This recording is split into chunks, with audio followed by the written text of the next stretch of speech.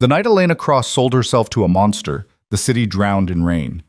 She stood in that chapel, white dress, shaking hands, a signature that tasted like ash. Adrian Voss didn't smile when he slipped the ring on, didn't kiss her, just looked at her like she was inventory. Now she's trapped in his penthouse fortress, learning that marriage to power means living in a cage lined with silk. But when bullets shatter the glass and blood stains the marble, Elena will discover something worse than being owned by a dangerous man, wanting him anyway. Stay until the end. Drop a comment with your city. Let's see how far this story travels. Hit that like button. Now, let's begin. The rain came down like punishment. Elena pressed her palm against the car window, watching the city blur into streaks of neon and shadow. Her wedding dress, if you could call it that, clung to her like a second skin, still damp from the 10 seconds it took to run from the chapel door to the waiting car. No photographers, no rice, no well-wishers throwing flower petals into the storm. Just her father's lawyer, a notary who looked bored, and Adrian Voss, her husband. The word felt foreign, poisonous. "You're quiet." Elena's head snapped toward the voice. Adrian sat across from her in the town car's spacious interior, perfectly still, except for his eyes. They tracked her with the patience of something that had already won. "What did you expect?" Her voice came out steadier than she felt. "Small talk?" "No." He tilted his head slightly. "I expected exactly this." He wore black. Of course he did. The suit probably cost more than her father's hospital bills for the month. The bills that had led her here, to this moment, to this man. His tie was gone, collar unbuttoned just enough to show the edge of something that looked like a scar. His dark hair was pushed back, still perfect despite the weather, despite everything. Adrian Voss looked like money and violence had a child and raised it on cold efficiency. "We'll be there in 15 minutes, he said, glancing at his watch. "The staff has been informed of your arrival." "How thoughtful." His eyes flicked back to her. "You have questions."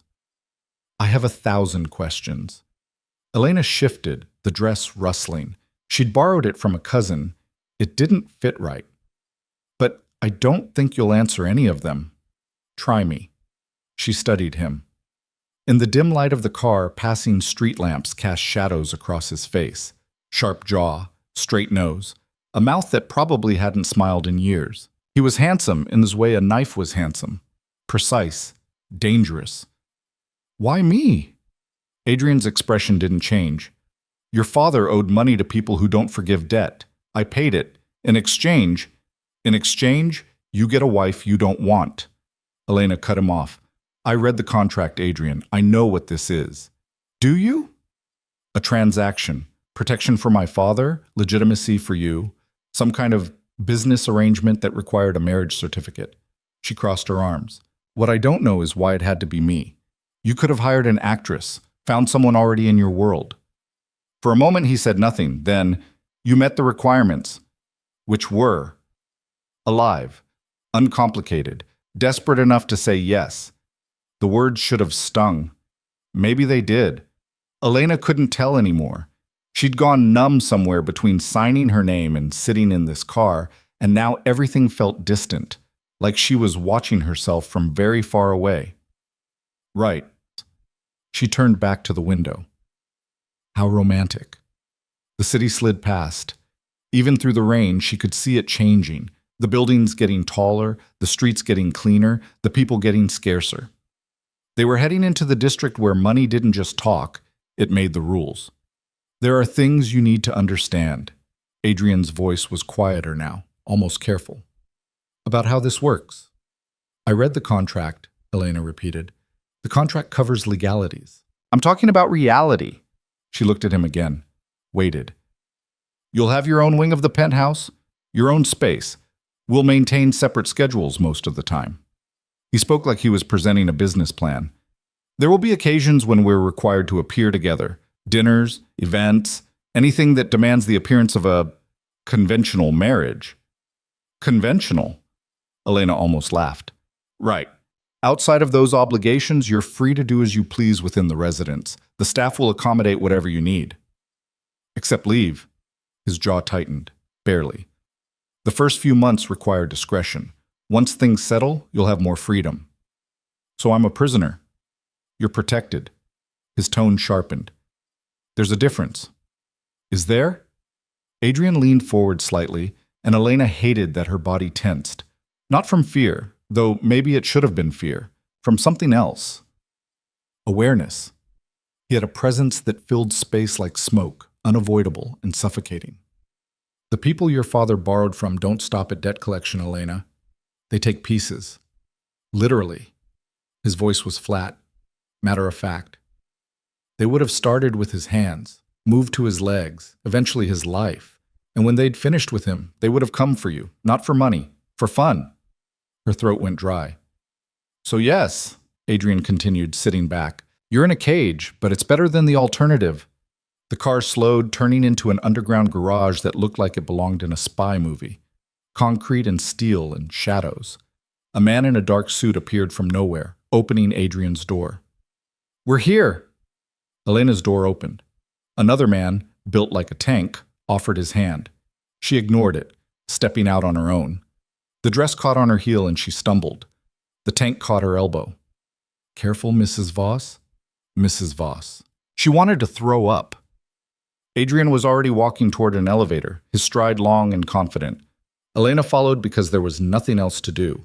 The tank and another guard flanked them, silent as ghosts. The elevator was all glass and chrome, the kind that probably cost more than a small house. Adrian pressed his thumb to a scanner. The doors slid shut. They rode in silence. Elena watched the numbers climb. 30 floors. 40. 50. Top floor, she said quietly.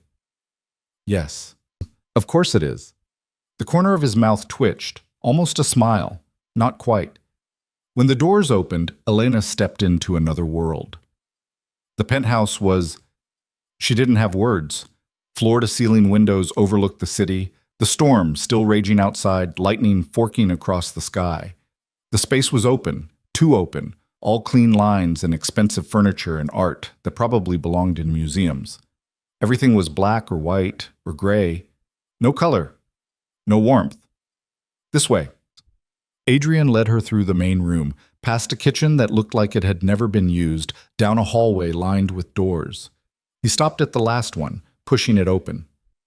Your room. Elena stepped inside. It was nice. Too nice. A massive bed, a sitting area, windows with a view that would have been breathtaking if she could breathe.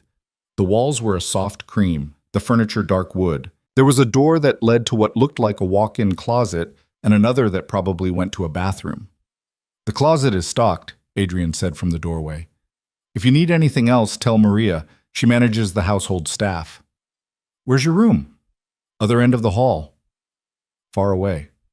Of course. Elena turned to face him. He stood there, perfectly composed, not a hair out of place. Like he hadn't just gotten married. Like this was just another Tuesday. Is there anything else? She asked. Tomorrow, Maria will go over the house rules and your schedule. For tonight, he paused. Get some rest. House rules. Elena felt that distant numbness cracking, something hot and angry pushing through. You mean my leash? Adrian's eyes narrowed. I mean guidelines that will keep you alive. Because I'm protected. Yes. In my cage. Elena, it's fine. She held up a hand. I agreed to this. I signed the paper. I'm here. But don't dress it up as something it's not, Adrian. I'm not your wife. I'm your acquisition, your property, your... Stop. The word cut like a blade.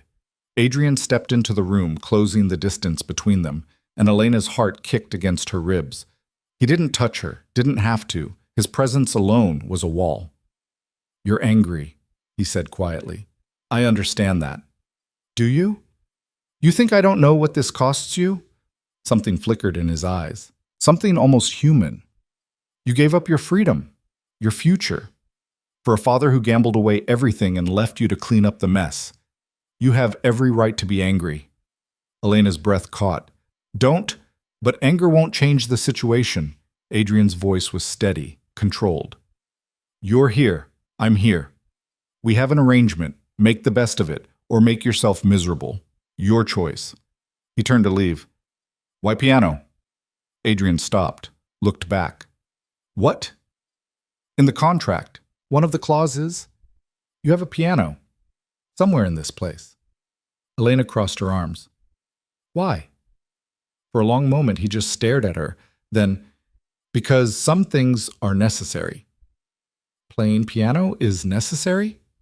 For me, yes. He left before she could ask anything else. The door clicked shut, and Elena was alone. She stood there, still in the borrowed dress, listening to the rain hammer against the windows. Somewhere in the distance, thunder rolled. The city glittered below, a million lights in the dark, and she'd never felt more isolated in her life. This was it. This was her life now. Elena walked to the window, pressing her forehead against the cold glass. Far below, the streets were rivers. People rushed through the storm, heading home, heading somewhere, anywhere. She was home, in a prison made of windows and wealth, married to a man who looked at her like she was a problem to be managed. The anger cracked wider. She wanted to scream, wanted to throw something, wanted to run back to that chapel and tear up the contract and tell her father to figure it out himself. But she wouldn't, because underneath the anger was something heavier. Guilt. Love. The knowledge that her father, for all his flaws, for all his stupidity and weakness, was still her father, and she couldn't let them hurt him, even if it meant hurting herself. Elena pulled away from the window and started peeling off the dress. It fell to the floor in a wet heap, and she left it there. The closet was massive, filled with clothes that all looked expensive and exactly her size. Someone had done their homework. She grabbed the first thing she touched, a soft t-shirt that probably cost more than her old laptop, and pulled it on. It hung to her thighs. Good enough. The bathroom was ridiculous. Marble and gold fixtures and a shower that could fit 6 people. She turned on the water, made it as hot as she could stand, and stood under the spray until her skin turned pink. When she finally crawled into bed, the sheets were like silk. The mattress was perfect. The pillows were clouds. She'd never felt more uncomfortable in her life. Elena stared at the ceiling, listening to the storm, and wondered what Adrian was doing. Sleeping? Working? Playing that mysterious piano? Because some things are necessary. What did that mean? She closed her eyes. Tomorrow, she'd meet Maria. Learn the rules. Start her life as Mrs. Voss. Tonight, she'd lie here and pretend she wasn't terrified of what came next. Morning came with silence. No alarm, no city noise, just pale light filtering through curtains that had closed themselves sometime during the night. Elena blinked at the ceiling, momentarily confused before memory crashed back. Right. The penthouse, the marriage, Adrian. She sat up, running her hands through her hair. The storm had passed. Through the windows, the city looked scrubbed clean, bright and sharp under a cold sun. A knock at the door made her jump. Come in. A woman entered, 50s, graying hair pulled into a neat bun, wearing a simple black dress. She carried a tray with coffee and what looked like breakfast. Mrs. Voss, good morning. I'm Maria. Elena almost corrected her, almost said, call me Elena. But something stopped her. Maybe it was the way Maria's eyes were kind but professional. Maybe it was the realization that this woman probably knew exactly what kind of marriage this was. Good morning. Maria set the tray on the bedside table. Mr. Voss asked me to let you sleep in. It's nearly 11. 11. Elena never slept that late. He's gone? He left at 6. Business matters. Maria poured coffee from a silver pot. He'll return this evening for dinner. You're expected to join him. Expected, not invited. Elena took the coffee. It was perfect. Of course it was. He mentioned you'd go over house rules? Yes. Maria settled into a chair near the window, producing a tablet from somewhere. It won't take long. Most of it is common sense. Elena sipped her coffee and waited. First, the penthouse has 3 levels. This is the residential floor. Below is Mr. Voss's office and private gym. Above is the entertainment level, theater, game room, the pool. Maria scrolled through her tablet. You have access to all areas except Mr. Voss's office. That's restricted. Of course. The staff consists of myself, 2 housekeepers, a chef, and rotating security. We're here to accommodate you, but we report to Mr. Voss. So you're spies. Maria's expression didn't change. We're employees with loyalty to our employer. You're part of the household now, Mrs. Voss. We serve you as well. Elena doubted that, but she nodded. You may have visitors, but they must be approved in advance. No one enters the building without clearance. Maria paused. For your safety. My cage, Elena muttered. Your protection. Same words Adrian had used. Outings require advance notice and security accompaniment. Again, for my safety. I get it. Elena set down her coffee. What about my father? Can I see him? Mr. Voss has arranged for your father's transfer to a private care facility. You may visit, with security. The schedule can be arranged through me. At least there was that. Elena felt some of the tension in her chest ease. When? Whenever you'd like. He's settling in today. Perhaps tomorrow? Yes, tomorrow. Maria made a note. Mr. Voss has also established an account in your name for personal expenses. The details are on your phone. My phone? Maria nodded toward the nightstand. Elena hadn't noticed it before. A new phone, sleek and expensive. She picked it up. It unlocked with her face, already set up, already tracking her. Is there anything else? Maria asked. What does he expect from me? I'm sorry? Elena looked at her directly. Adrian, my husband.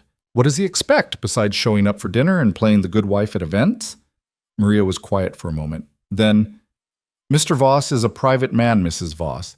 He doesn't share much, but in my 10 years working for him, I've learned one thing. He values discretion above all else. Don't ask questions about his business, don't interfere with his work, and don't try to leave without permission. Or what? Or he'll stop you. Maria stood, smoothing her dress. Breakfast is on the tray. Lunch will be served at 1 if you'd like it. Dinner is at 7, business casual. Mr. Voss prefers punctuality. She left as quietly as she'd entered. Elena sat there staring at the phone in her hand. She opened it. Messages, contacts, everything already programmed. Adrian's number was there. Maria's. A car service. A doctor. No social media. Those apps were gone. Of course they were. She scrolled to the banking app, opened it, stared at the number. $50,000. For personal expenses. Elena closed the app, set down the phone, looked at the breakfast tray. Fruit, pastries, yogurt. All beautiful. All tasteless, probably. She wasn't hungry. Instead, she got up, pulled on the robe hanging in the closet, and went exploring. The penthouse was a maze of luxury and emptiness. Every room was immaculate. Every surface gleamed. It was like walking through a magazine spread, beautiful and completely lifeless. She found the kitchen, massive, professional grade, a chef's dream. She opened the fridge, fully stocked, organized like a grocery store. The living room had a view that went on forever. The furniture looked expensive and uncomfortable.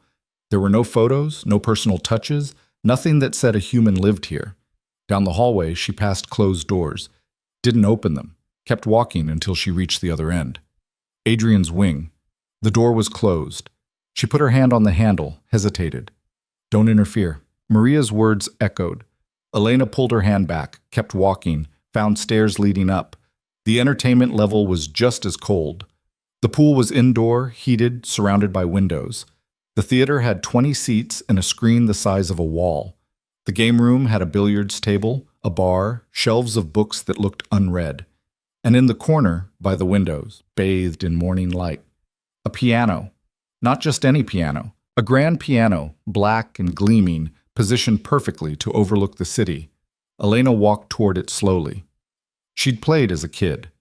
Lessons her mother insisted on before everything fell apart. She hadn't touched a piano in years. She sat on the bench. It was the perfect height. Her fingers hovered over the keys. Because some things are necessary. She pressed a key. The note rang out, pure and clear, filling the empty space. Then another. Another. Her hands remembered.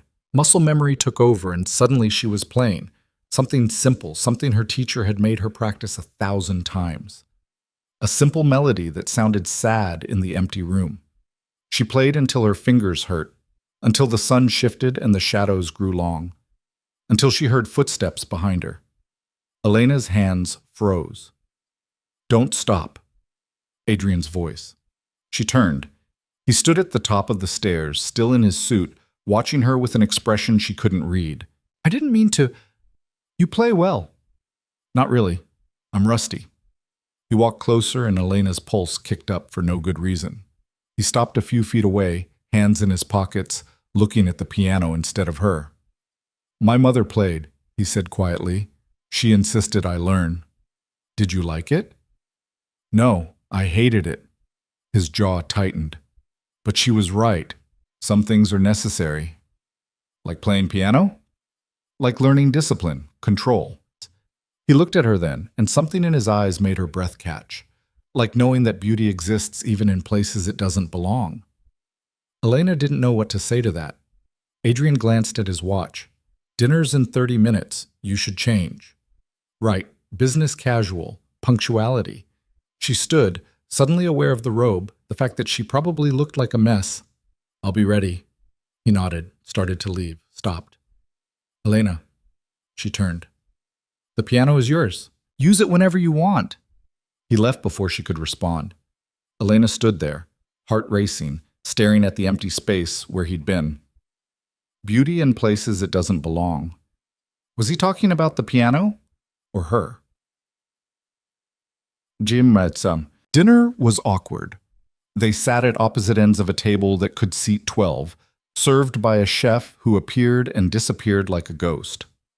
The food was incredible, some kind of fish with vegetables Elena couldn't name, wine she'd never be able to afford. Adrian ate efficiently, checking his phone between bites. Elena pushed food around her plate.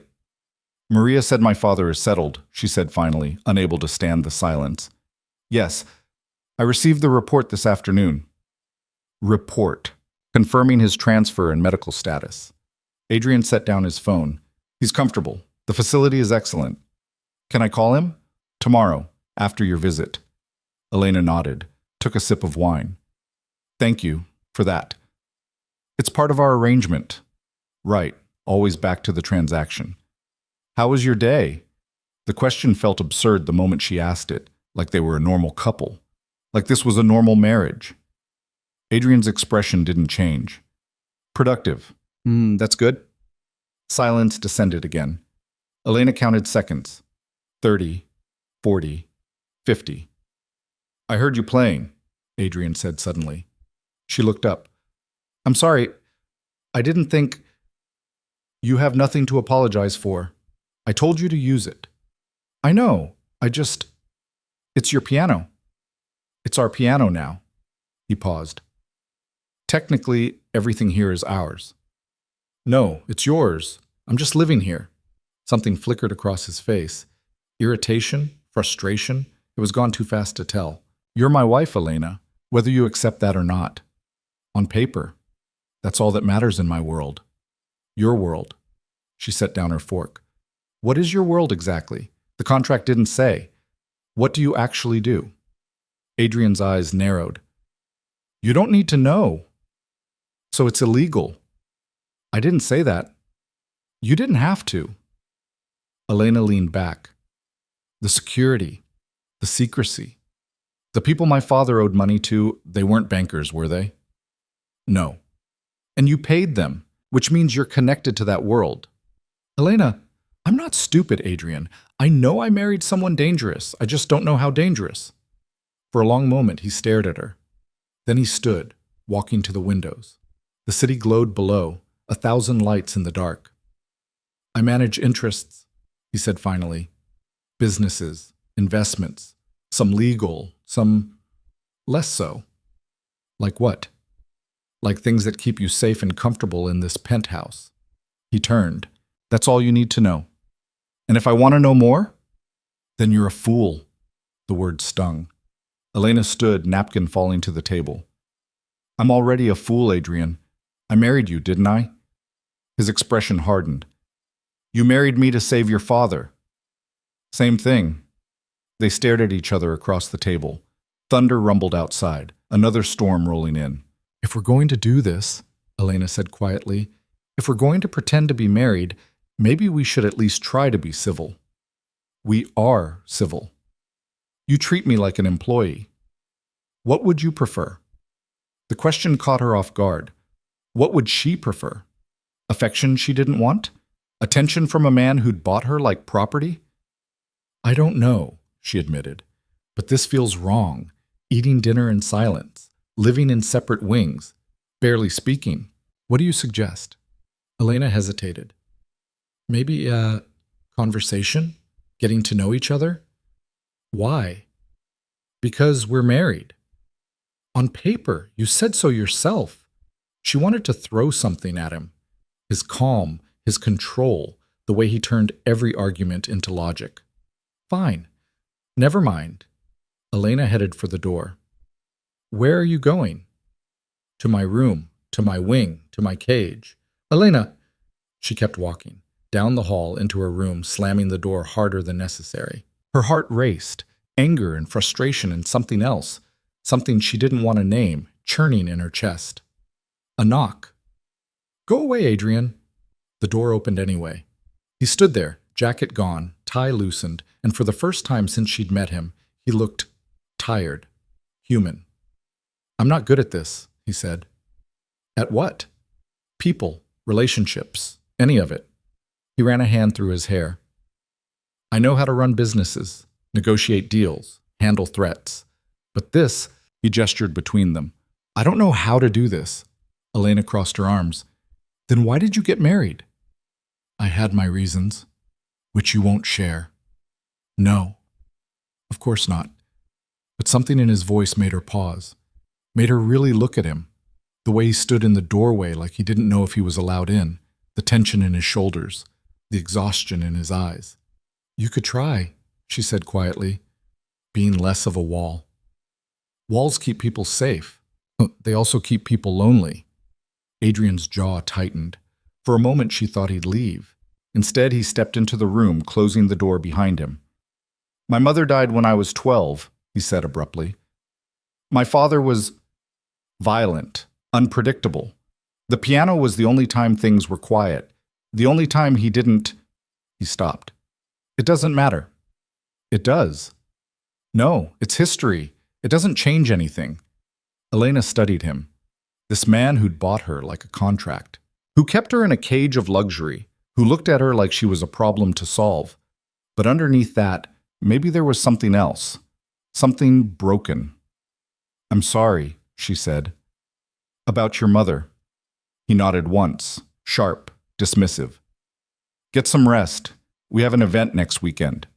What kind of event? A gala? Business associates? You'll need a dress. Maria will arrange it. Another performance? Yes. He left without another word. Elena sank onto the bed, staring at the closed door. I'm not good at this. At least that was honest. Outside, rain began to fall. Soft at first, then harder. Elena listened to it hammer against the windows, drowning out the city, drowning out everything. In the morning, she'd visit her father. She'd keep playing the role, keep surviving. But tonight, alone in her room, she let herself feel the weight of it all. The loneliness, the fear, the strange unwanted pull toward a man who'd made himself into a fortress. And she wondered, not for the first time, if this was protection, or just another kind of prison. The care facility smelled like antiseptic and artificial flowers. Elena walked down the corridor with 2 security guards trailing her like shadows, their footsteps echoing against linoleum floors. Maria had arranged everything, the car, the clearance, the visit time. 30 minutes. That's what she got. Her father's room was at the end of the hall, door open, sunlight streaming through windows that overlooked a garden she suspected he'd never see up close. He was sleeping when she entered. Thinner than she remembered, grayer, the hospital bed making him look smaller somehow. An IV drip fed into his arm. Monitors beeped softly. Elena pulled a chair close and sat. The guards stayed outside. At least they gave her that much. Dad? His eyes fluttered open. Took a moment to focus. Then he smiled, that same crooked smile she'd known her whole life, the one that used to make her believe everything would be okay. Elena. Sweetheart. His voice was rough, tired. How are you feeling? Like I got hit by a truck. He tried to sit up, winced. But I'm alive. That's more than I expected. She helped him adjust the pillows. His hands shook. When had they started shaking? The doctors say you're stable, Elena said. They're managing the pain. The treatments cost a fortune, I know. He looked away. I'm sorry for all of this, for what you had to do. Elena's throat tightened. Don't. I should have been better. Should have stopped when your mother died. Should have it. Dad, please. He fell silent. Outside, someone laughed. A nurse, maybe. The sound felt wrong here. He treating you right? Her father's eyes found hers again. Voss? He's... Elena searched for words. He keeps his promises. I have everything I need. That's not what I asked. She thought about the penthouse, the rules, the distance. Adrian standing in her doorway last night, looking lost for just a moment before his walls came back up. It's complicated. He hurt you. I'll kill him myself. Her father's jaw set. Debt or no debt? He hasn't hurt me. He barely talks to me. Elena folded her hands in her lap. We're figuring it out. Figuring what out? You're married. On paper. Her father studied her. He'd always been able to read her, even when she tried to hide things, especially then. You like him. What? No, I don't even know him. But you want to. Elena opened her mouth, closed it. That's not... I don't. I know that look, sweetheart. Had it myself once. He smiled sadly. With your mother. She couldn't stand me at first. This is different. How? Because Mom chose you. I didn't choose Adrian. He bought me. The words hung there, ugly and true. Her father's face crumpled. I'm sorry. I'm so sorry. I know. Elena reached for his hand. It felt fragile, like bird bones. But I'm okay. Really. I have a roof over my head. Security. You're safe. That's what matters. You matter, Elena.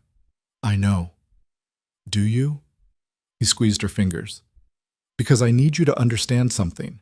Whatever Voss is, whatever he does, you don't owe him your life. You hear me? You gave him a year. The contract says a year. After that, you get out. A year. It felt like forever and no time at all. We'll see, Elena said. Promise me. When the year is up, you walk away. She couldn't promise that. Didn't know if she wanted to, but she nodded anyway because it made him relax, made the monitors stop beeping quite so frantically. They talked about small things after that. The garden outside. The food, which he complained about even though it was probably better than anything he'd eaten in months. The nurses, who he said were too young and too cheerful. When the 30 minutes were up, one of the guards appeared in the doorway. Time to go. Elena kissed her father's forehead. I'll come back soon. Be careful, sweetheart. I will. She left before she could cry. Made it all the way to the car before the tears came, hot and fast, and she hated herself for it. Hated that she'd brought this on him. Hated that he'd brought it on himself. Hated all of it. The drive back was silent. The guards didn't speak. Didn't ask if she was okay. Just drove through the city while Elena stared out the window and tried to pull herself together. By the time they reached the penthouse, she'd managed it. Mostly. Maria met her in the elevator. How was your visit? Fine. Mr. Voss called. He'll be late tonight. Business dinner. Of course, always business. Is there anything you need, Mrs. Voss?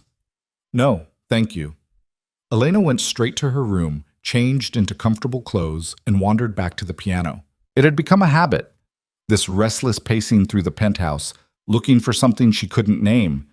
She played until her fingers ached, until the sun set and the city lights came on, until she heard the elevator chime and footsteps in the hall.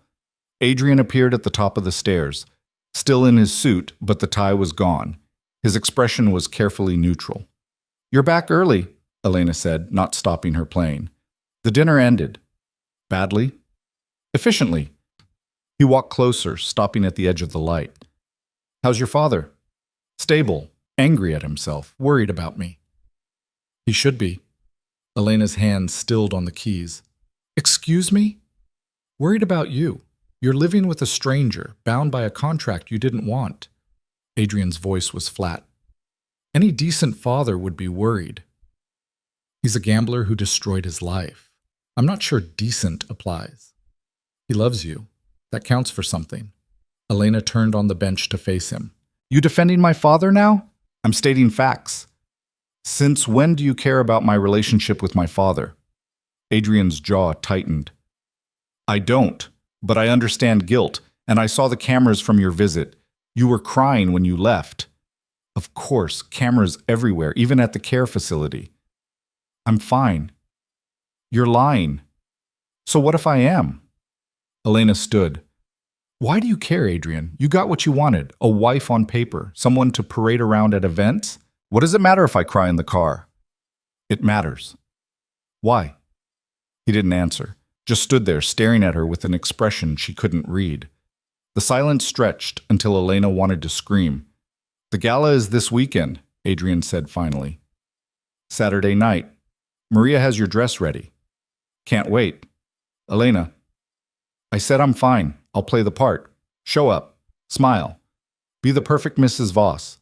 She walked toward the stairs. Is there anything else you need from me? Yes?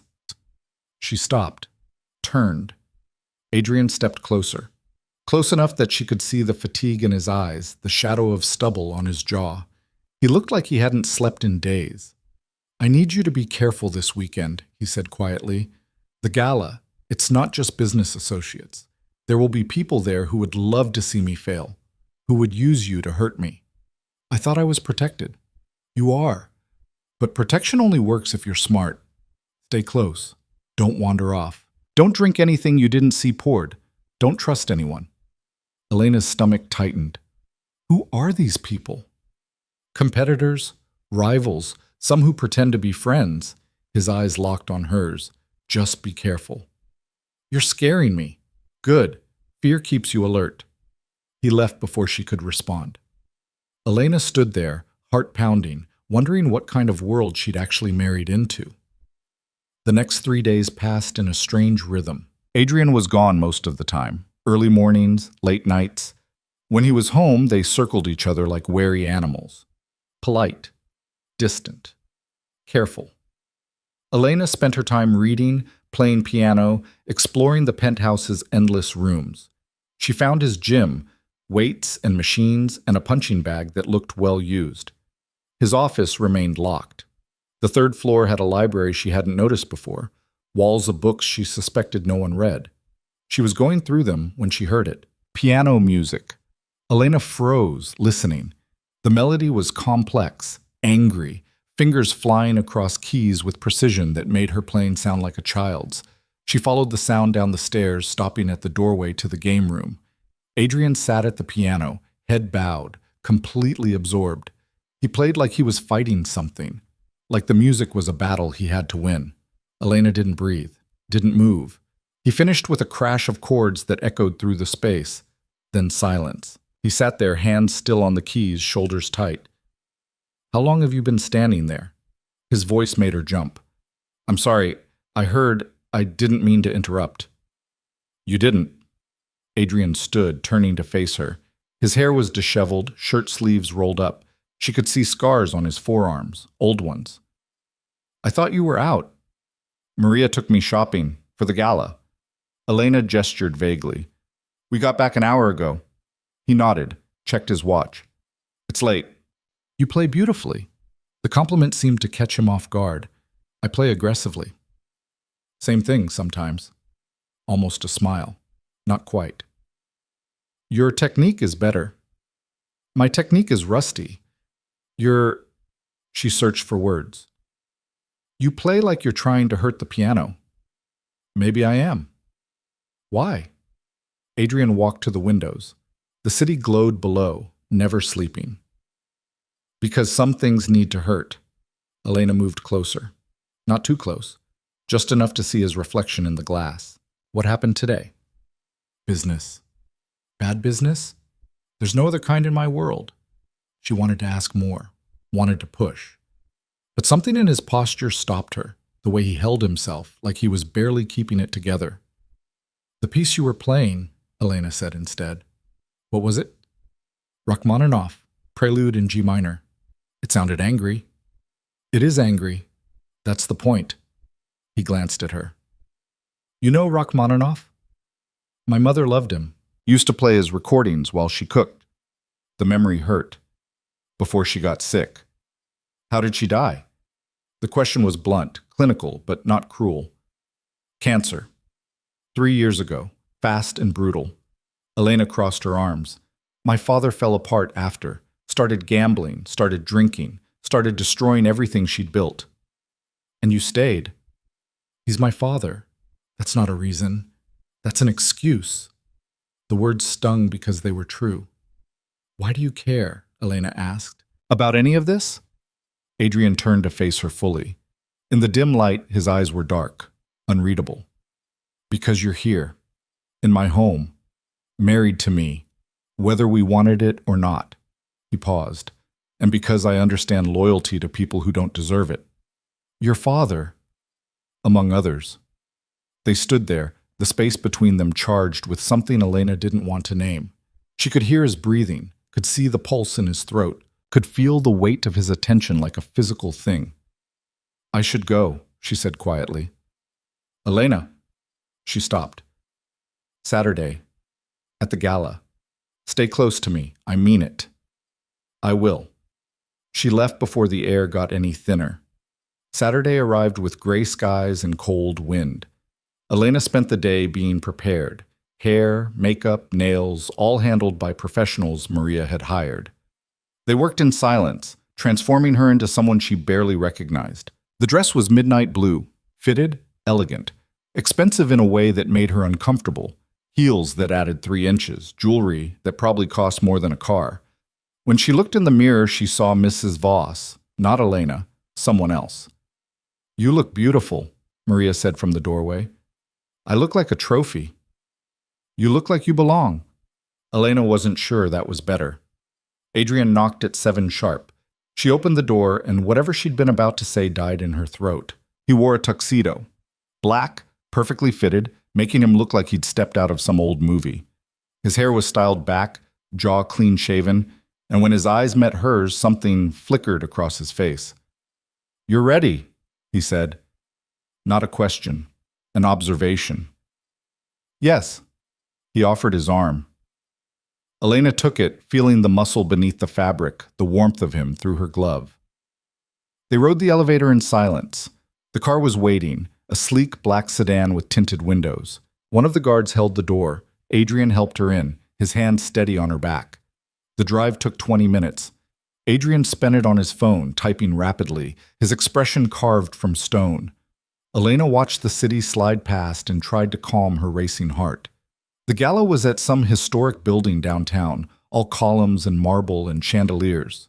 Red carpet, cameras, people in expensive clothes climbing the steps like it was the Oscars. Remember what I said, Adrian murmured as the car stopped.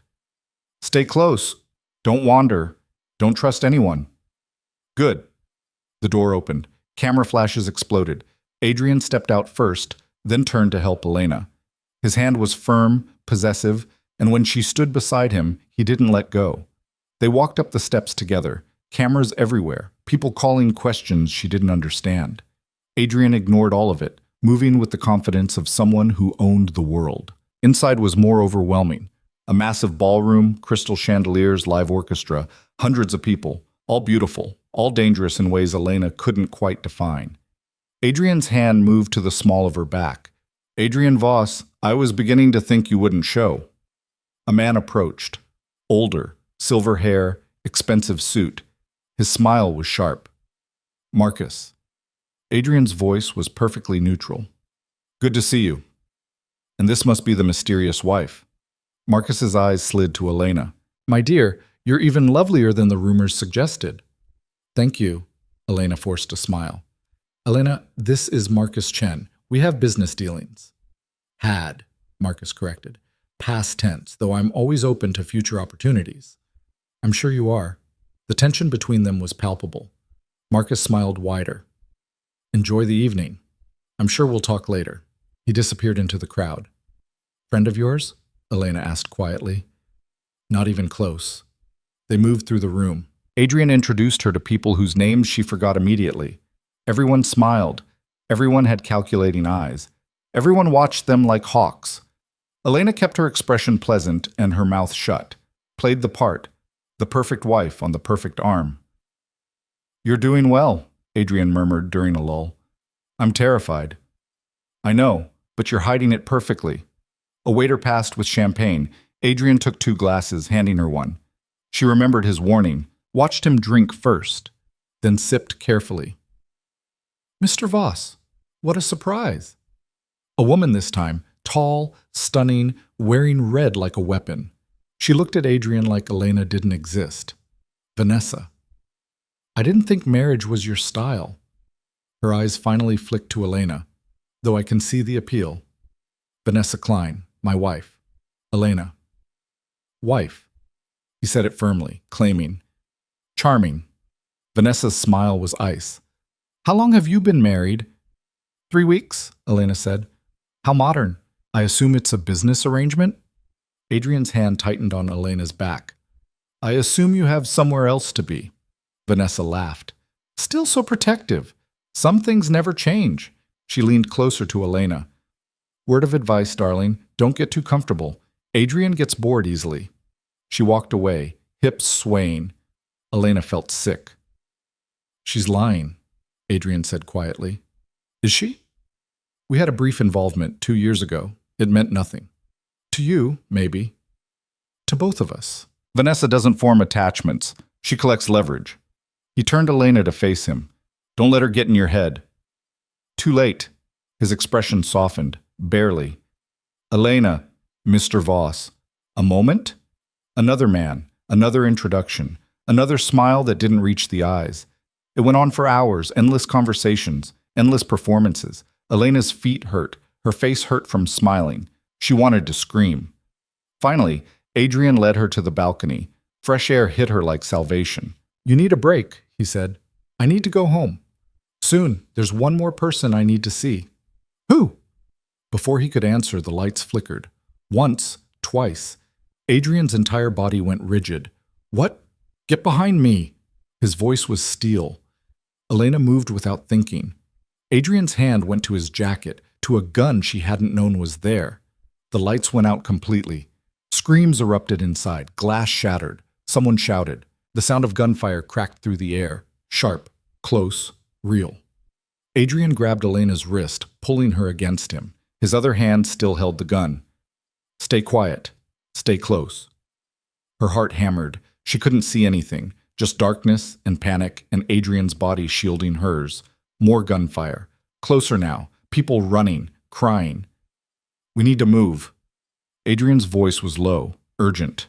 "Now." He pulled her along the balcony, moving fast. Elena stumbled in her heels. He caught her, didn't slow down. They reached a service door. Adrian kicked it open.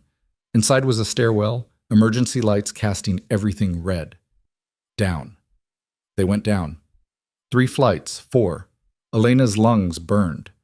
Behind them, footsteps, fast, getting closer. Adrian pulled her into a hallway. More doors. He tried them. Locked, locked, locked. The footsteps were right there. Adrian spun, pushing Elena behind him, raising his gun. A man appeared. Black clothes. Mask. Weapon raised. The gunshot was deafening in the enclosed space. The man dropped. Elena couldn't breathe. Couldn't think. There was blood on the floor, spreading dark and fast. "Move!" Adrian grabbed her hand. They ran, through the hallway, out a door that led to an alley. Cold air, sirens in the distance. A car screeched to a stop. One of Adrian's guards at the wheel. "Get in!" Adrian shoved Elena into the back seat, climbing in after. The car was moving before the door closed. "Where?" the guard asked. "The island. Now!" Elena's hands shook. She couldn't stop them, couldn't stop seeing the man falling, the blood, the gun in Adrian's hand. "You killed him," she whispered. "Yes." You killed him." Adrian looked at her. His expression was completely calm. "I told you, some people want to hurt me. I don't let them." "Who were they?" "I don't know yet, but I will." The car sped through the city. Elena's mind raced. Nothing made sense. The gala, the attack, the gun, the blood. Where are we going? Somewhere safe. The island? What island? Mine. Of course he had an island. They drove for an hour, out of the city, through suburbs, into nothing, dark roads and darker sky. Finally, they stopped at a private airfield. A helicopter waited, blades already spinning. Come on! Adrian helped her out. The wind from the rotors tore at her hair, her dress. They climbed in. Elena strapped herself into a seat that was probably worth more than her old apartment. Adrian spoke to the pilot, words she couldn't hear over the engine. Then they were lifting, up and away. The city fell behind, lights fading into the distance. Elena watched it disappear and wondered if she'd ever see it again. Wondered what kind of man she'd really married. And wondered why, despite everything, the violence, the danger, the blood, part of her still felt safer with Adrian than anywhere else. The helicopter cut through the darkness like a blade through water. Elena pressed her face against the window, watching the ocean appear below. Black and endless. Moonlight catching the crests of waves. Her ears rang from the gunfire. Her hands still shook. Adrian sat across from her, phone pressed to his ear, speaking in clipped sentences she couldn't hear over the rotors. His tuxedo jacket was gone. Blood, not his, she thought, marked his white shirt. The gun was tucked into his waistband now, visible every time he shifted. She'd married a man who carried a gun to Gallus, who killed people in stairwells without hesitation. The thought should have terrified her more than it did. After 20 minutes, lights appeared ahead. An island, small, rocky, with a house perched on the highest point. Modern architecture, all glass and sharp angles, lit from within like a beacon. They landed on a helipad carved into the rock. The pilot killed the engine, and sudden silence pressed against Elena's eardrums. Adrian was out first, helping her down. The wind whipped her dress around her legs. Salt air stung her throat. This way. He led her down a stone path toward the house. Up close, it was stunning. Floor-to-ceiling windows overlooking the ocean, wraparound deck. The kind of place that appeared in magazines about billionaires and their toys. Inside was warm, minimalist furniture, white walls, more windows. A kitchen that opens to the main living space. Stairs leading up to what she assumed were bedrooms. And standing by the kitchen counter, a woman with short gray hair and hard eyes. About time, she said. I've been monitoring the news. It's a mess. Rachel, this is Elena, my wife. Adrian moved to a cabinet, pulling out a first aid kit. Elena, Rachel handles security. Nice to meet you. Rachel's voice was neutral, professional. You hurt? No, I don't think so. Good. Adrian? Graze? Left shoulder. Nothing serious. Elena's stomach dropped. You were shot? Barely. Adrian shrugged off his shirt. Blood had soaked through, dark against white fabric. A wound tore across his shoulder. Not deep, but real. Sit. Rachel pulled out a chair. Let me see. He obeyed. Elena watched Rachel work, efficient, practiced, like she'd done this 1,000 times. She cleaned the wound, applied something that made Adrian's jaw tighten, wrapped it in clean gauze. You got lucky, Rachel said. Another inch and it would have hit the bone. Luck had nothing to do with it. I moved. You're welcome. She packed up the supplies. I've got 6 men on the perimeter, another 4 in the city tracking down who hired the shooters. We'll have answers by morning. Make it sooner. Rachel nodded and left through a door Elena hadn't noticed. The silence that followed was suffocating. Adrian stood testing his shoulder, winced slightly, moved to a decanter on the counter and poured something amber, drank it in one swallow. You should have told me you were hurt, Elena said quietly. It doesn't matter. You were shot. I've been shot before. I'll be shot again. He poured another drink, offered it to her. She took it, drank. It burned all the way down. What happened back there? Elena asked. At the gala? An attack. I got that part. Who? I don't know yet. Rachel's people are working on it. But you have suspicions. Adrian leaned against the counter, studying her. In the harsh kitchen light, he looked exhausted. The careful control had cracked, showing something raw underneath. Marcus Chen, Vanessa Klein, a dozen others who would benefit from my death. He rolled his shoulder, grimacing. The list is long. Why didn't you tell me this could happen? Would it have changed anything? You're bound by contract. You would have come anyway. He was right. She hated that he was right. Elena set down her glass. The man in the stairwell, the one you killed. What about him? Was that the first time? Adrian's expression didn't change. No. How many? Does it matter? Yes. He was quiet for a long moment, then, enough that I stopped counting. The words should have shocked her, should have sent her running. Instead, Elena just felt tired and trapped, and strangely numb. I need to change, she said. This dress, I can't. Upstairs, second door on the left. There should be clothes. She climbed the stairs on unsteady legs. The second door opened to a bedroom, simple, clean, a bed facing windows that overlooked the ocean.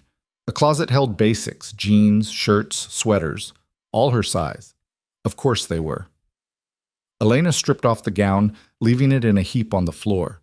Found jeans and a sweater that was too big but warm. Washed her face in the attached bathroom, scrubbing off the makeup until she looked like herself again. When she came back downstairs, Adrian was on the deck. She could see him through the glass, standing at the railing, staring at the ocean. Still shirtless, the bandage stark white against his skin. Elena grabbed a blanket from the couch and went outside. The wind hit her immediately, cold and sharp. The ocean roared below, waves crashing against rocks. Above, stars scattered across the sky, more than she'd ever seen in the city. You'll freeze, she said, holding out the blanket. Adrian glanced at her, took the blanket, wrapped it around his shoulders. They stood there in silence. Elena could taste salt on her lips, could feel the cold seeping through her sweater, could hear Adrian's breathing, steady and controlled. I should have warned you, he said finally, about tonight, about what my world really looks like. Would you have told me the truth? No. At least he was honest. Why did you really marry me, Adrian? Elena turned to face him. And don't say it was just business. Don't say I met the requirements. I want the real reason. He was quiet so long she thought he wouldn't answer. Then, because you reminded me of someone. Who? My mother. His voice was rough. The way you stood in that lawyer's office, scared but trying not to show it, willing to sacrifice everything for someone who didn't deserve it. She would have done the same. Elena's chest tightened. That's not, I watched you for 2 weeks before I made the offer, followed your routine, learned your habits. You visited your father every day, brought him books, tried to make him laugh even though he'd destroyed your life.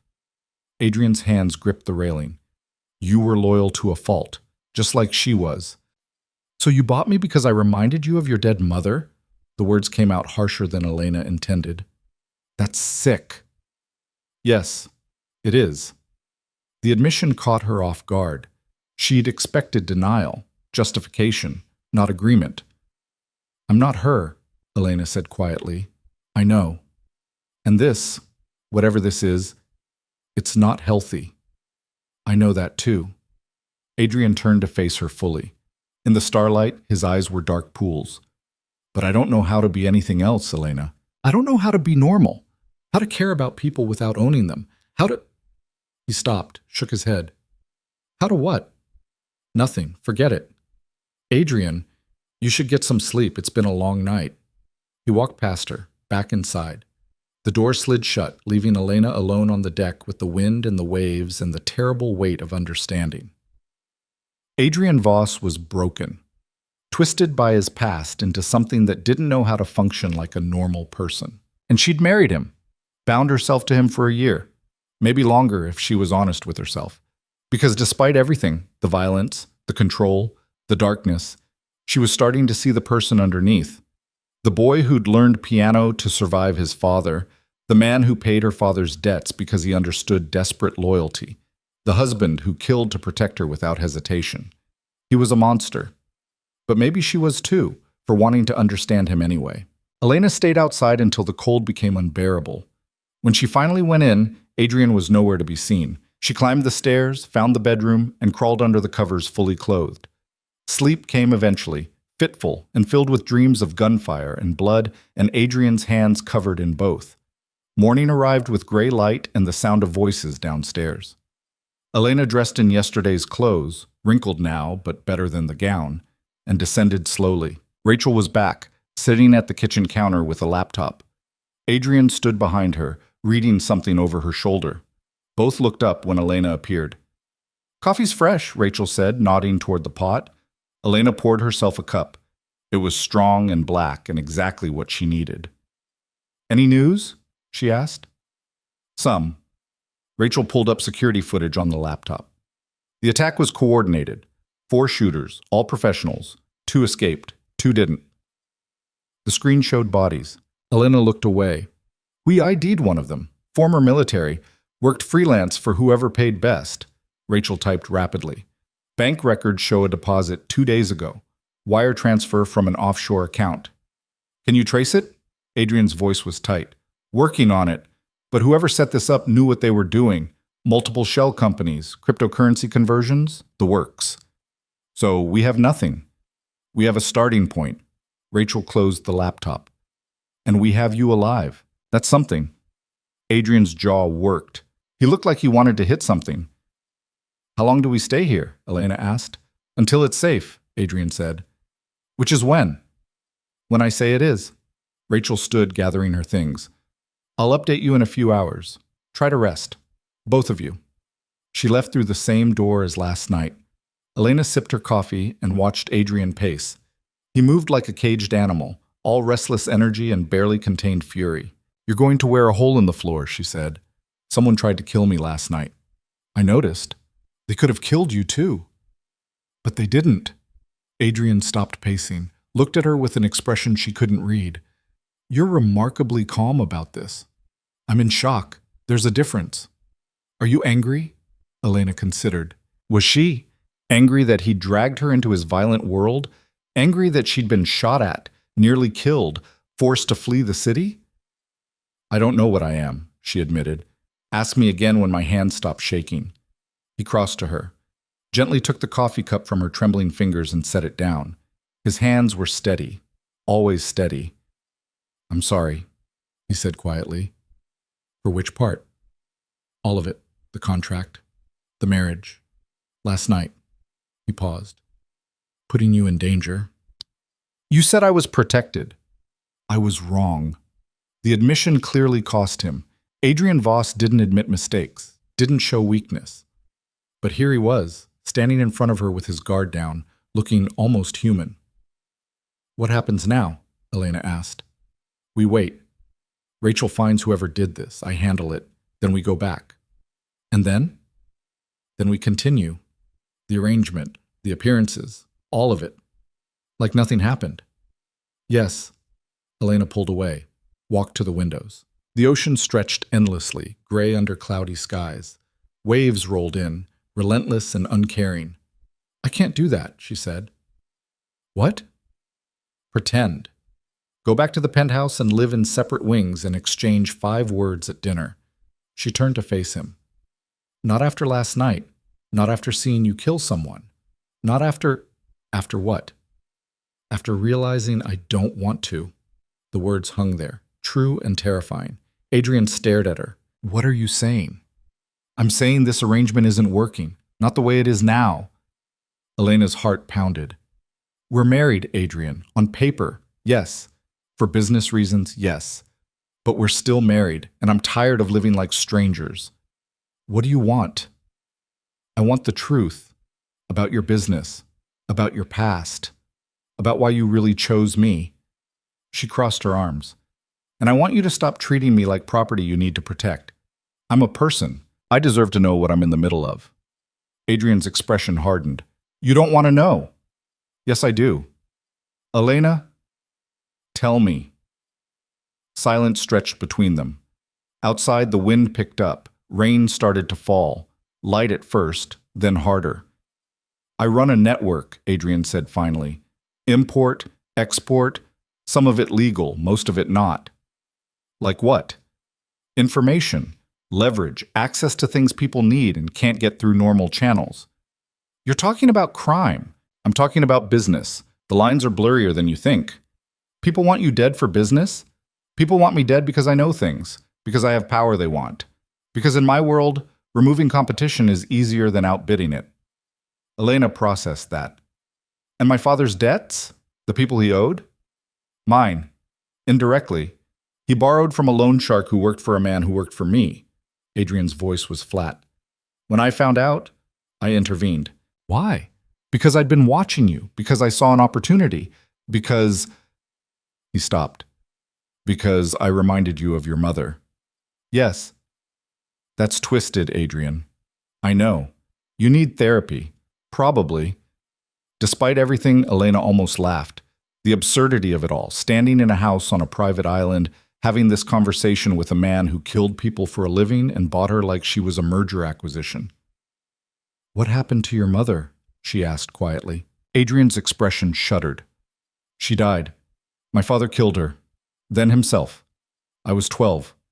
The words were delivered without emotion, like he was reading a grocery list. I'm sorry. Don't be. It was a long time ago. Trauma doesn't have an expiration date. No. But you learn to function anyway. Elena moved closer. Close enough to see the exhaustion in his eyes, the tight line of his jaw, the bandage on his shoulder. Is that what you're doing? She asked. Functioning? What else is there? Living. Actually living, not just surviving. I don't know how to do that. Maybe you could learn. Adrian looked at her like she'd suggested something impossible. With you? We're stuck together for a year anyway. Might as well try. You're serious? I think so. Ask me again when the shock wears off.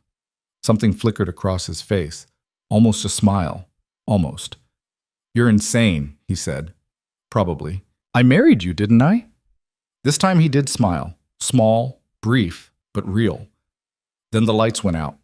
Both of them froze. Outside, the rain hammered harder. Thunder rolled across the ocean. Storm must have knocked out the generator, Adrian said, but his hand went to his waistband, to the gun. Or someone cut the power, Elena whispered. His expression confirmed her fear. Stay behind me. They moved through the house in darkness. Adrian pulled the gun, checking corners, listening. Elena's heart hammered against her ribs. A crash from upstairs. Glass breaking. Adrian's jaw set. Get to the basement. There's a safe room. Code is 4792. I'm not leaving you. Elena, I said I'm not leaving. Footsteps above them. Heavy. Multiple people. Adrian swore under his breath. Pulled Elena toward the kitchen. Grabbed a second gun from a drawer. Of course he had weapons stashed everywhere. And pressed it into her hands. Safety's here. Point and shoot. Don't hesitate. I don't know how... You'll figure it out. The footsteps came down the stairs. Slow, deliberate. Adrian positioned himself in front of Elena, weapon raised. She gripped the gun he'd given her, hands shaking so badly she didn't know if she could hit anything. 3 men appeared, dressed in black, faces covered, armed. Adrian Voss, one of them said. You're harder to kill than expected. Who sent you? Does it matter? You'll be dead either way. Everything happened fast. The man raised his weapon. Adrian fired first. The man dropped. The other 2 scattered, one diving behind the couch, the other toward the kitchen. Adrian grabbed Elena, pulling her down as bullets tore through the walls above their heads. She hit the floor hard, gasping. Stay down! He returned fire. Elena heard shouting, breaking glass. Another body hitting the floor. Then silence. Adrian moved, checking the bodies. 2 down, 1 gone. Where's the third? Elena whispered. Before Adrian could answer, hands grabbed her from behind, yanked her up, cold metal pressed against her temple. Drop it. The man's voice was rough. Or she dies. Adrian froze. His eyes met Elena's. She saw calculation there, strategy. Let her go, Adrian said calmly. This is between you and me. Drop the gun. Adrian lowered his weapon slowly, set it on the floor. Kick it away. He did. The man holding Elena laughed. Your wife? Really?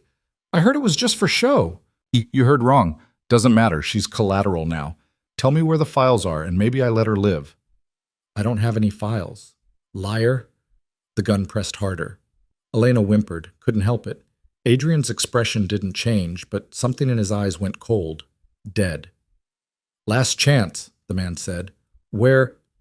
Elena moved without thinking, drove her elbow back into the man's ribs, hard. He grunted, grip loosening for just a second. It was enough. Adrian lunged, grabbed the man's wrist, twisting.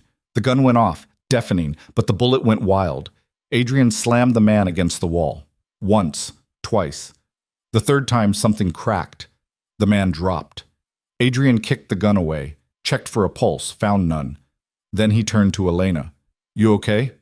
She nodded, couldn't speak, couldn't breathe, couldn't do anything but stand there and shake.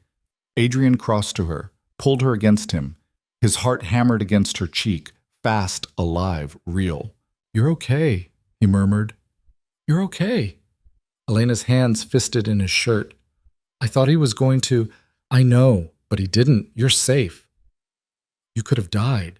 If I hadn't—" "But I didn't. We didn't." He pulled back, cupping her face.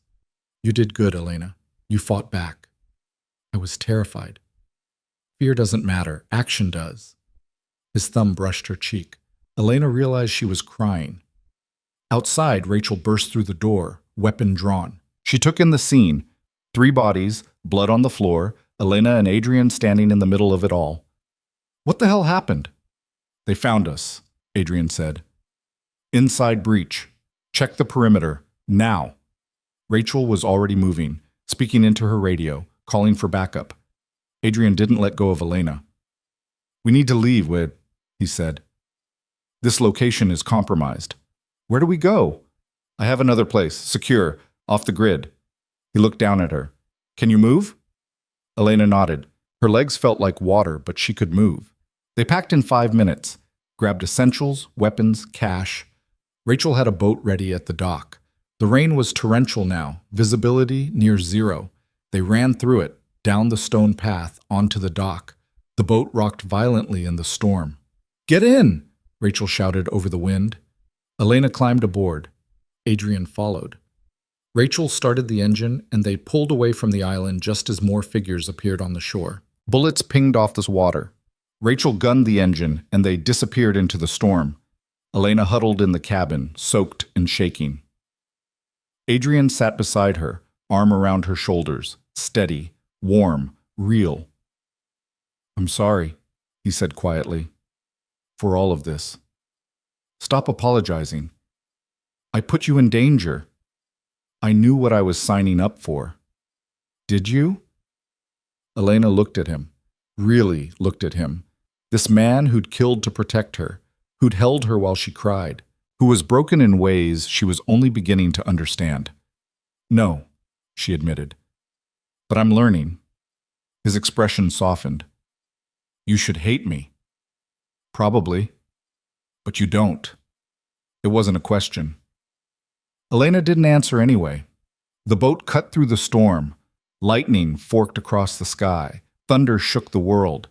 And somewhere in the chaos and violence and fear, Elena realized something terrifying.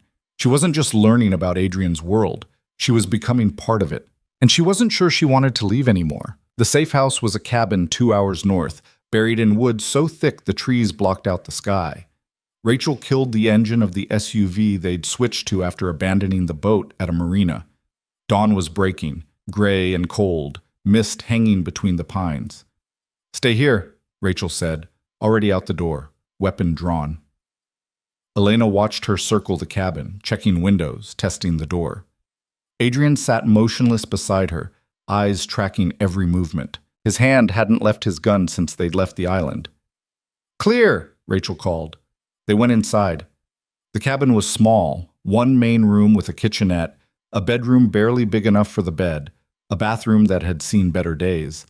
Nothing like the island house, nothing like the penthouse. It was perfect. Rachel started a fire in the stone fireplace while Adrian swept for bugs, cameras, anything that suggested they'd been compromised again. Elena stood in the middle of the room, still dripping wet, still shaking from adrenaline she couldn't burn off. "You need dry clothes," Adrian said, appearing beside her. He handed her a bag. "There should be something in here."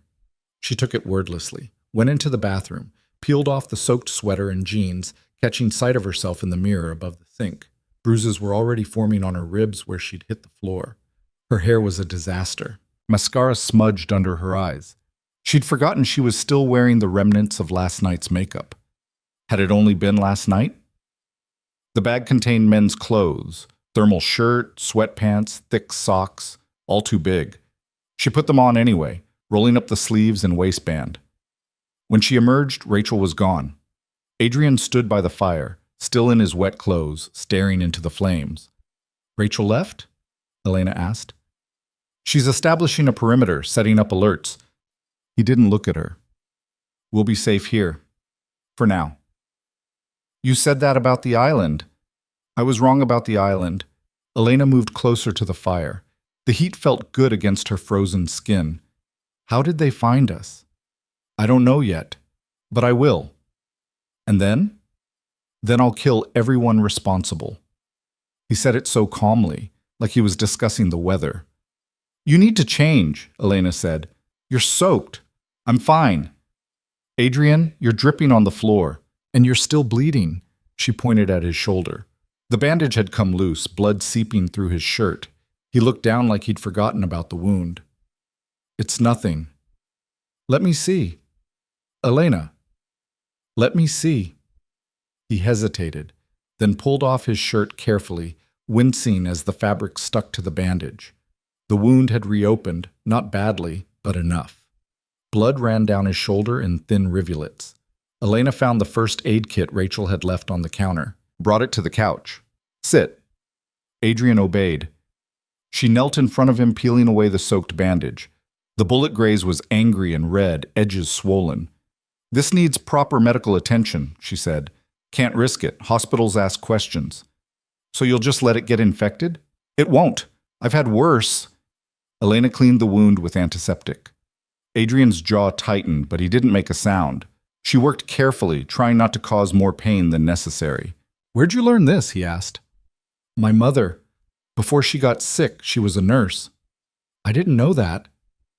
There's a lot you don't know about me. I know enough. Elena looked up. Their faces were inches apart. She could see the exhaustion in his eyes, the lines bracketing his mouth. Could smell smoke and blood and something uniquely him. Do you? She asked quietly. I know you're braver than you think, stronger than you give yourself credit for. His voice was rough. I know you could have run a dozen times by now, but you haven't. Where would I go? Anywhere. You're not a prisoner, Elena. Not really. You could leave.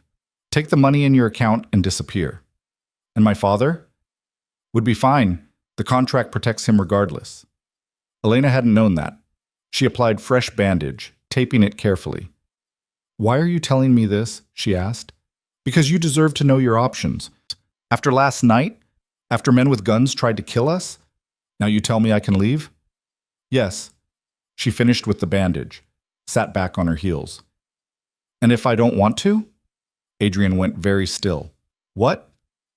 What if I want to stay? You don't know what you're saying. Yes, I do. Elena stood, putting distance between them before she did something stupid. I'm saying that despite everything, the violence, the danger, the fact that you're clearly insane, I don't want to leave. Elena, I should want to. I should be terrified, should be running as fast as I can. She turned to face him. But I'm not, and I don't know what that means. Adrian stood slowly, crossed to her, stopped close enough that she had to tilt her head back to meet his eyes. It means you're caught up in something you don't understand, he said quietly. It means adrenaline and fear are making you feel things that aren't real. You don't get to tell me what I feel. Someone has to, because you're not thinking clearly. I'm thinking perfectly clearly. Then you're a fool. The words stung. Elena stepped back. Maybe I am. Maybe I'm a fool for marrying you, for staying, for thinking you might actually be human underneath all that control. I'm not. Liar. Elena, you held me on that boat. You apologized. You gave me a gun and trusted me to use it. Her voice cracked. Don't tell me you're not human. Adrian's hands fisted at his sides. You don't know what I've done, the things I'm capable of. So show me. What? Show me. The real you, not the one who plays piano to cope, not the one who kills to survive. The person underneath. There's nothing underneath. I don't believe you. They stared at each other. The fire crackled. Outside, wind rattled the windows. You want the truth? Adrian's voice was low, dangerous. I've killed 17 people. That I remember. Probably more. I run operations that ruin lives. I traffic in secrets and violence and things that would put me in prison for the rest of my life. He stepped closer. I married you because you reminded me of the only person who ever loved me, and that's sick, twisted, the kind of thing that should make you run. Are you trying to scare me? I'm trying to save you. From what? From me. Elena held her ground. What if I don't need saving? Everyone needs saving from me eventually. That's the trauma talking. But that's experience talking. Then prove it.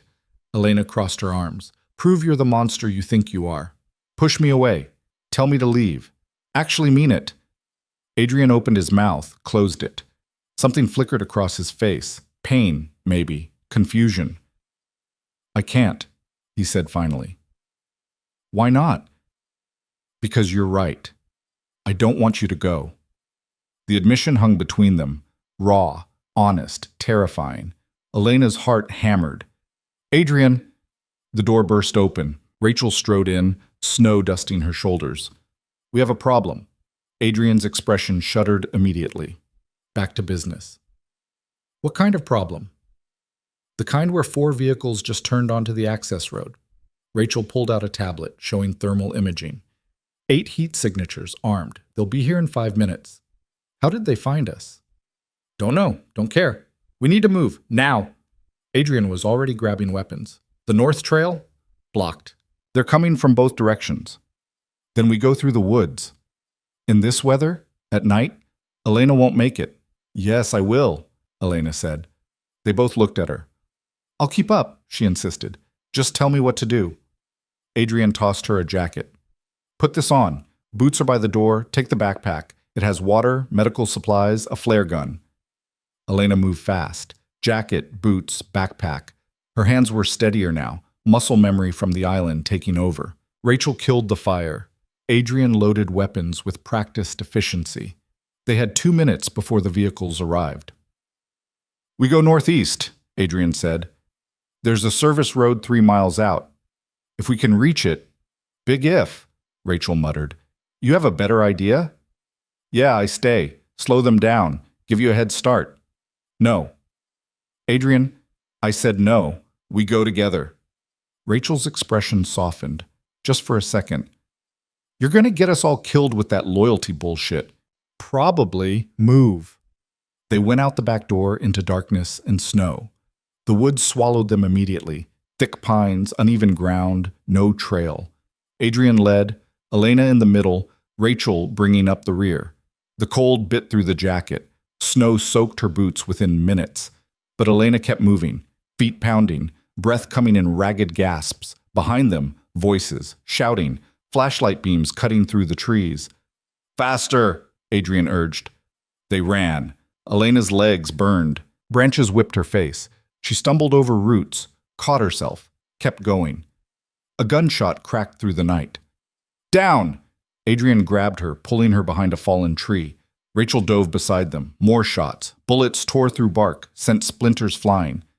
They're hurting us, Rachel said, pushing us toward the ravine. Then we go around. No time. They're too close.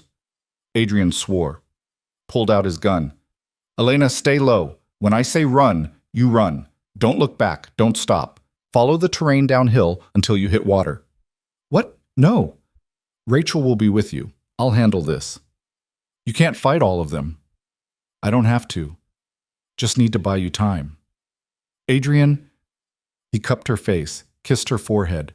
Quick, gentle, gone. Run. No, run. Rachel grabbed Elena's arm, yanking her up. They ran. Elena heard Adrian behind them. Gunfire, shouting, the sound of bodies hitting the ground. Tears froze on her cheeks. She couldn't leave him. Couldn't! Rachel pulled her faster. He knows what he's doing. Keep moving. The ground dropped away suddenly. They slid down a steep embankment, snow and dirt flying. Elena hit the bottom hard, gasping. Rachel hauled her up. Come on! They kept running. The terrain leveled out. Trees thinned. Elena heard water, a river, fast and loud. More gunshots behind them. Closer now. There, Rachel pointed. A bridge, old, probably not safe, but it was something. They ran for it. Footsteps pounded behind them. Elena's lungs burned. Her legs felt like lead. They reached the bridge, started across. Wood cracked under their weight. Faster! Elena ran. The bridge swayed. More wood splintered. They made it across just as the center collapsed, falling into the rushing water below. Rachel pulled her into the trees on the other side. They crouched low, breathing hard.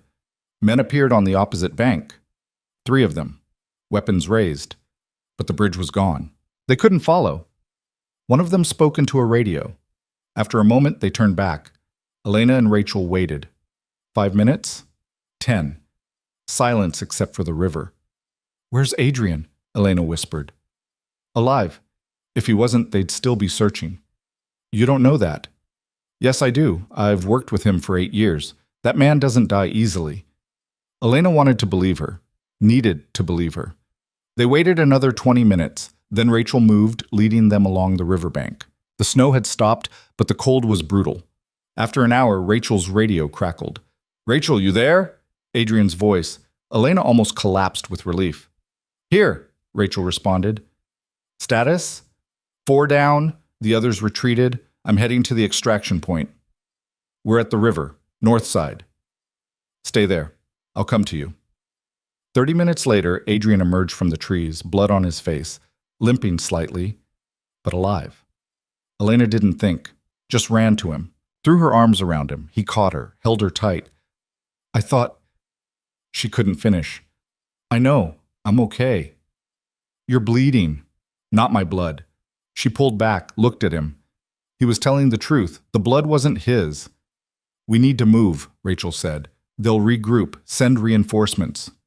Where do we go? Elena asked. Adrian's jaw set. Back to the city. That's suicide, Rachel said. No, it's the only play left. He looked between them. Someone in my organization is feeding them information, locations, movement, everything. The only way to stop this is to find the leak and eliminate it.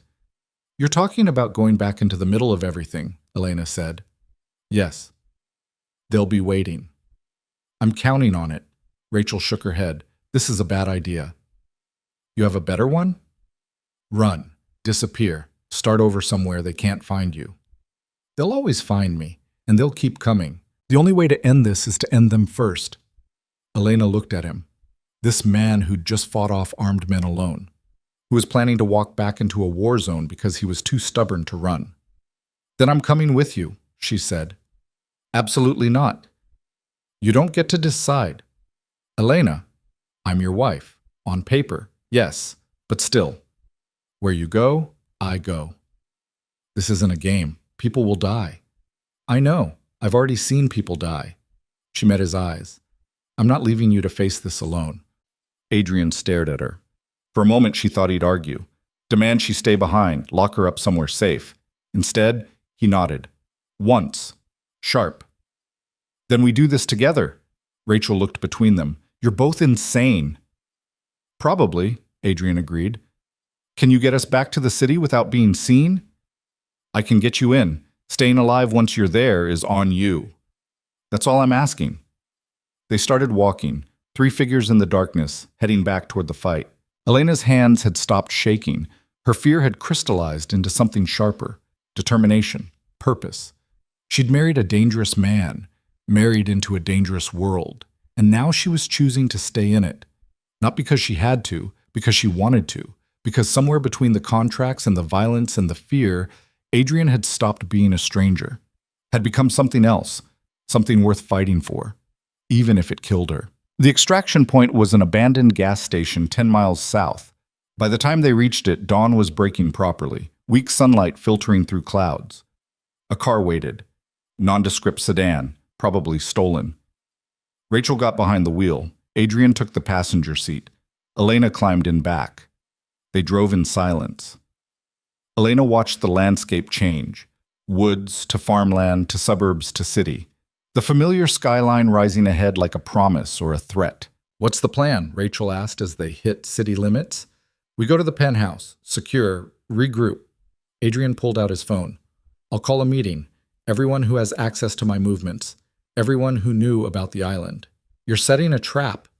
Yes. Who do you suspect? All of them. Until I know otherwise. Rachel nodded. And when you find the leak? Adrian's expression went cold. Then I handle it.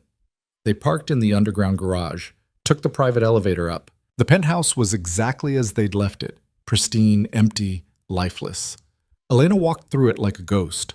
Was it really only 3 days since the gala? Since everything went to hell? You should rest, Adrian said. Both of you. I have calls to make. I'm fine, Rachel said, already setting up her laptop on the dining table. Elena wasn't fine, but she didn't want to rest, didn't want to be alone with her thoughts. I'll make coffee, she said. She went to the kitchen, found the expensive machine Maria always used, fumbled with buttons until it produced something dark and strong. Adrian appeared behind her, silent as always. You don't have to do this, he said quietly. Make coffee? Stay, fight, risk your life for mine. Elena poured 2 cups, handed him one. I know. Then why? She looked at him, really looked at him. This man who'd bought her, protected her, killed for her, who was broken and dangerous and somehow still human underneath it all. Because someone has to, she said simply. Adrian's expression cracked, just for a second, something raw and vulnerable showing through. Then it was gone. Walls back up, control restored. Thank you, he said. Don't thank me yet. We might both be dead by tomorrow. If we are, at least we'll go down fighting. Is that supposed to be comforting? A little. Elena almost smiled. Almost. They took their coffee to the living room. Rachel had multiple screens going, security footage, financial records, communications logs. I'm running background checks on everyone in your inner circle, she said, without looking up. Cross-referencing movements with the attacks. If there's a pattern, I'll find it. How long? Give me 4 hours. Adrian nodded, pulled out his phone, started making calls. Elena listened to half of it before her exhaustion caught up. She curled into the corner of the couch, coffee growing cold in her hands. Somewhere between one conversation and the next, she fell asleep. She woke to voices, low, urgent. Rachel and Adrian arguing about something. Too dangerous. You can't seriously. I don't have a choice. There's always a choice. Not this time. Elena sat up. What's going on? They both looked at her. Adrian's expression was grim. Rachel found something, he said. The leak? Yes. Elena's stomach dropped. Who? Adrian was quiet for a long moment. Then, Marcus Chen. He's been feeding information to my competitors for 6 months. Locations, deals, everything. The man from the gala. Yes. Why? Money, power, the usual reasons people betray each other in this business. Adrian's jaw set. He's the one who ordered the attacks. What are you going to do? What I should have done months ago. Elena understood. You're going to kill him. Yes. She should have been horrified, should have tried to talk him out of it, should have done something other than nod and say, when? Tonight.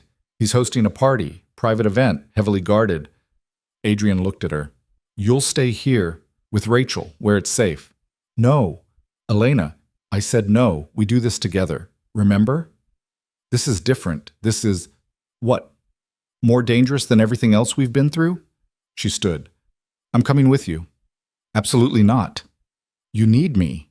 No, I don't. Yes, you do. Because if you show up alone, Marcus will know something's wrong. But if you show up with your wife... Elena crossed her arms. That's just a couple attending a party. Adrian stared at her. She could see him working through the logic, hating that she was right. She has a point, Rachel said quietly. Stay out of this, Adrian snapped. I'm just saying, it's better cover. Adrian turned back to Elena. If I let you come, and that's a big if, you stay in the car. You don't come inside. You don't engage. Fine. I mean it, Elena. I said fine. He didn't look convinced, but he nodded. We leave in 2 hours. Rachel, I need weapons, communications equipment, an exit strategy. Already working on it. Adrian looked at Elena one more time. You're sure about this? No, but I'm doing it anyway. Something like respect flickered across his face. Then get ready. Tonight, we end this. Elena stood in front of the mirror, adjusting the black dress Maria had somehow procured in the 2 hours they'd been back. Form-fitting, elegant, expensive. A dress for a party where someone would die. Her hands were steady. That surprised her more than anything. Behind her, Adrian appeared in the doorway.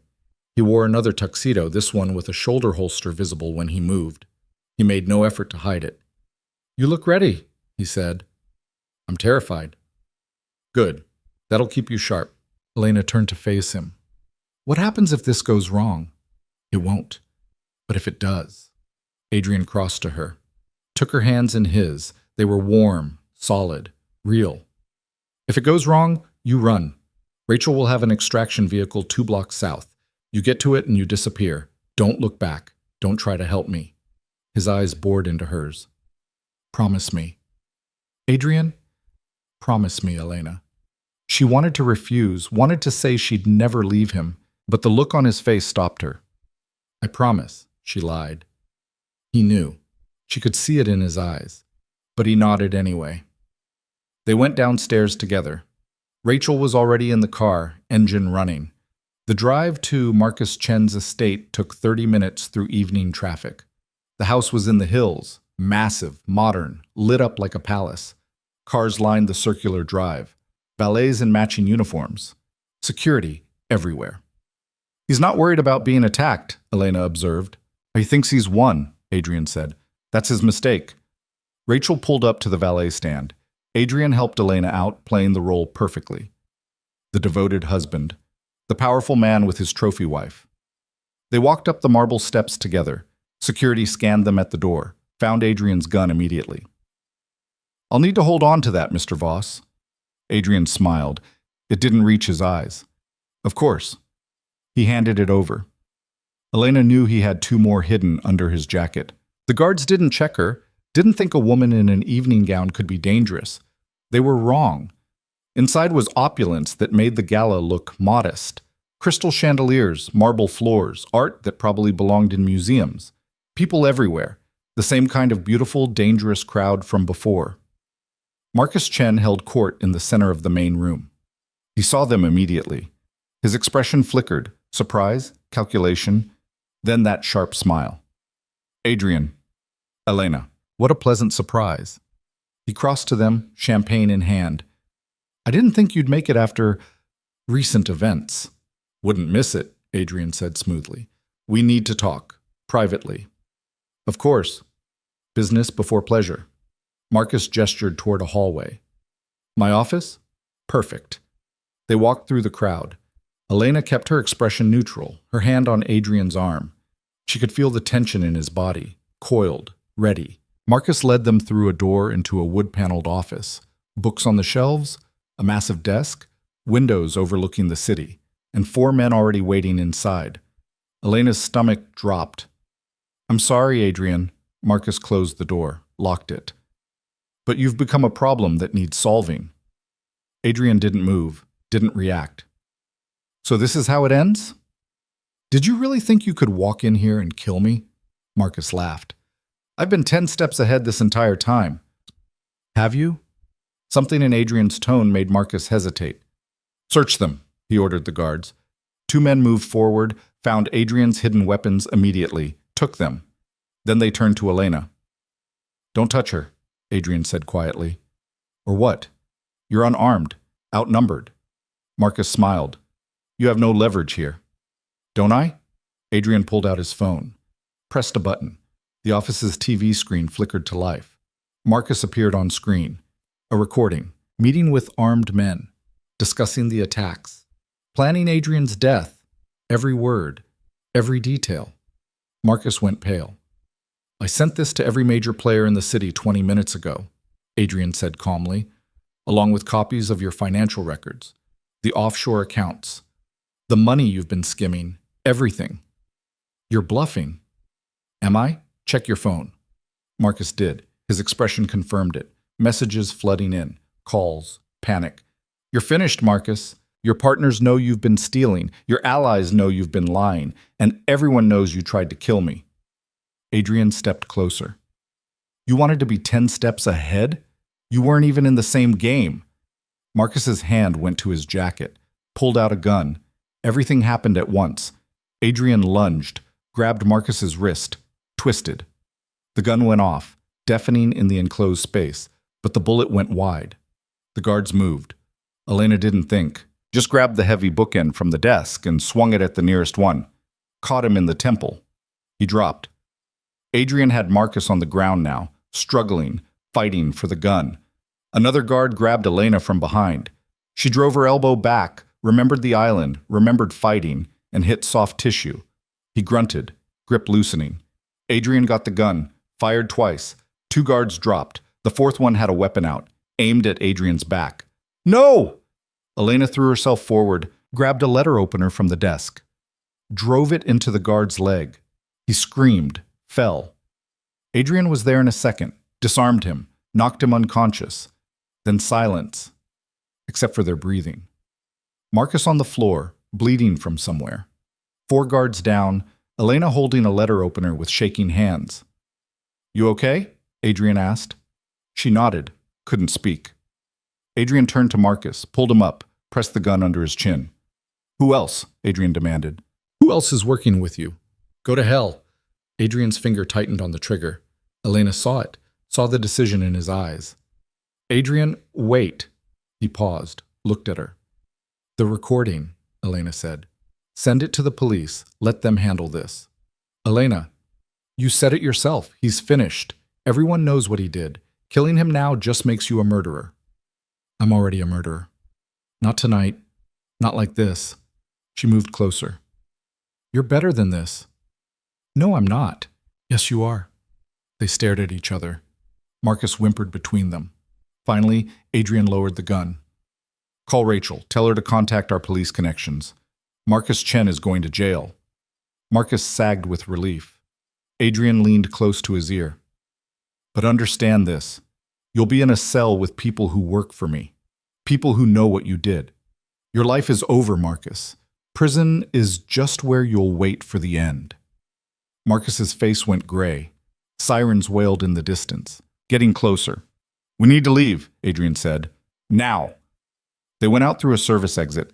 Rachel was waiting exactly where she said she'd be. They piled into the car. Rachel drove fast, taking side streets, losing themselves in the city. Elena's hands finally started shaking, delayed shock hitting all at once. She'd stabbed someone, actually stabbed someone. Adrian pulled her against him. You did good. You saved my life. I thought you were going to kill him. I was. Why didn't you? He was quiet for a long moment. Because you asked me not to. Because maybe you're right. Maybe I can be better than what I've been. What happens now? Elena asked. Now? We go home. We clean up the mess. We figure out who else needs handling. He paused. And we decide what we want this marriage to actually be. Rachel caught Elena's eye in the rearview mirror, raised an eyebrow. Elena looked away. They reached the penthouse as midnight struck. Rachel went to her car, promising updates by morning. Elena and Adrian rode the elevator in silence. Inside, the penthouse felt different. Still cold, still too big, but somehow less empty. I need a shower, Elena said. I can't. Go. I'll be here. She went to her room, stood under scalding water until her skin turned pink, scrubbed until she felt clean, changed into soft clothes, tried not to think about the guard's leg, the letter opener, the blood. When she came out, Adrian was on the deck, still in his tuxedo, staring at the city. Elena joined him. The night was cold, clear. The city stretched endlessly below. I called the care facility, Adrian said. Checked on your father. He's fine, stable. Doesn't know anything about tonight. Thank you. You don't have to thank me for that. They stood in silence. Elena could hear his breathing, could see the tension still coiled in his shoulders. What are you thinking about? She asked. How close I came to killing him. How easy it would have been. How much I wanted to. He turned to face her. And how you stopped me. I didn't want you to have that on your conscience. I already have 17 people on my conscience. What's one more? It's different when you have a choice, when you're not fighting for your life. Elena moved closer. You had a choice tonight, Adrian, and you made the right one. Because of you. Maybe. But you still made it. He looked at her like she was a puzzle he couldn't solve. Why do you care? After everything. After seeing what I am. What I'm capable of. Why do you still care? Elena didn't have a good answer. Didn't have logic or reason. Just the truth. Because somewhere between the contract and the violence and the fear, you became real to me. Not just the man who bought me. Not just the dangerous underworld figure. She touched his face. You became Adrian, broken and damaged and trying. And I can't stop caring about that person. His hand covered hers. I don't know how to do this. How to be what you need. Neither do I. We'll figure it out together. Elena, I'm not asking for perfection. I'm not asking you to be someone you're not. She paused. I'm just asking you to try. To let me in. To stop treating this like a transaction and start treating it like something real. What if I fail? Then we fail together. Adrian pulled her close. Rested his forehead against hers. You should have run when I gave you the chance. You should have taken the money and disappeared. Probably. But you didn't. No. I chose you. Chose this. Elena smiled slightly. For better or worse, I guess that's what marriage vows mean. We never said vows. Then let's say them now. He pulled back, looked at her. What? Right here. Right now. No contracts. No lawyers. Just us. Elena took his hands. I, Elena Cross, take you, Adrian Voss, as my husband. Not because I have to, but because I want to. Because you're broken and dangerous and somehow still worth it. For better or worse, in violence and in peace, as long as we both shall live. Adrian's expression cracked. Elena, your turn. He was quiet so long she thought he wouldn't do it. Then, I, Adrian Voss, take you, Elena Cross, as my wife. Not because I bought you, not because you remind me of someone else, but because you're brave and stubborn and you see me, really see me, and you stay anyway. His voice roughened. For better or worse, insanity and in madness, as long as we both survive this insane life. Elena laughed, almost cried. That'll do. Will it?